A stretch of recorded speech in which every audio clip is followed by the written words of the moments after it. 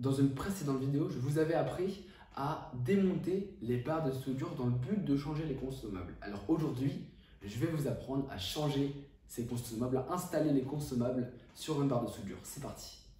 On a besoin d'un peu de matériel. Alors il faut surtout une clé plate, une paire de ciseaux, un tendeur, un emporte-pièce et le reste, ce sont les pièces à changer sur la barre de soudure. La première étape consiste à installer la barre en caoutchouc sur la barre de soudure. Alors il faut avoir fait au préalable des trous aux extrémités de la bande en caoutchouc pour les capteurs de chaleur. Donc quand on l'installe, il faut faire bien attention à faire correspondre les trous sur la bande en caoutchouc et les trous sur la barre de soudure. Donc le but quand on installe, c'est de pas trop tendre le caoutchouc, mais plutôt de bien appuyer pour être sûr qu'il soit maintenu. Donc voici à quoi ressemble la barre en caoutchouc installée, encastrée dans la barre de soudure. On peut aller couper avec un cutter les bouts de caoutchouc qui dépassent. Ensuite, la deuxième étape consiste à installer le téflon adhésif. Donc c'est ce qui va protéger la bande en caoutchouc. On fait bien attention à laisser une marge pour ne pas obstruer les lentilles des capteurs de chaleur. Et il faut aussi faire attention à ce qu'il soit bien centré. Donc une fois que le téflon adhésif est installé, il faut essayer de le replier sur les côtés tout en faisant attention à ce qu'il n'y ait pas d'appel d'air dessus. Il faut essayer d'avoir une bande qui est bien lisse. Donc on n'hésite pas à bien appuyer, à bien enlever toutes les bulles d'air.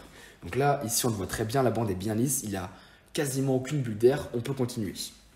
L'étape suivante consiste à placer l'électrode sur la barre de soudure. Pour ce faire, on place la barre sur un étau, donc c'est pas forcément obligatoire mais c'est beaucoup plus pratique. Puis pour placer l'électrode sur la barre de soudure, on rentre une rondelle dedans. Donc exactement comme ceci, puis on va replier l'électrode sur la rondelle. Ensuite, on place ce qu'on appelle un ressort tendeur. Donc c'est ce qui va permettre par la suite de tendre l'électrode sur la barre de soudure. C'est la petite pièce noire là.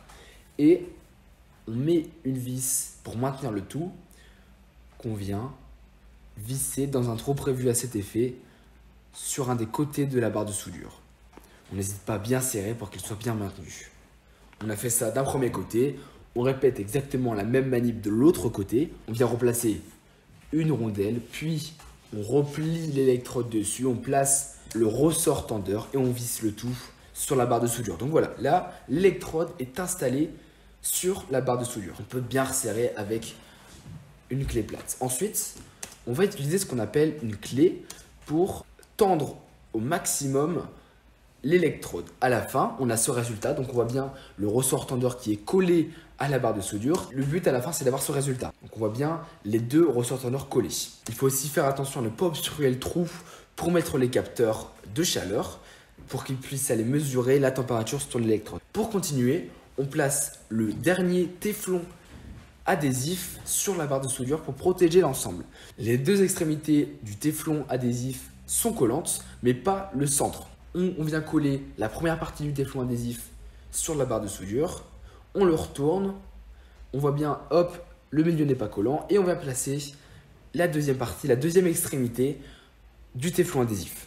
On essaie de bien le centrer pour qu'il ne protège pas un côté plus que l'autre. Donc pareil, il faut essayer de ne pas trop faire de plis dessus, on enlève un maximum les petites bulles d'air pour qu'il soit bien placé, qu'il colle bien.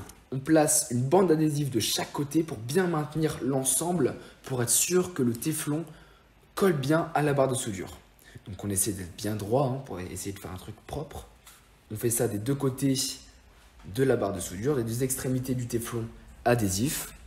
Et enfin, la dernière étape, c'est un travail de finition. On enlève le ruban adhésif au niveau des trous pour laisser passer les vis de la barre. Une fois que vous avez fait ça, vous avez réussi à changer les consommables, vous avez installé les consommables sur une barre de soudure. Donc voilà, voici à quoi ressemble une barre de soudure complètement montée avec tous les consommables dessus. Voilà, vous avez réussi à installer les consommables sur une barre de soudure. Pour les enlever, lorsque vous voulez les changer, il suffit de faire exactement les mêmes étapes, mais à l'envers, tout simplement.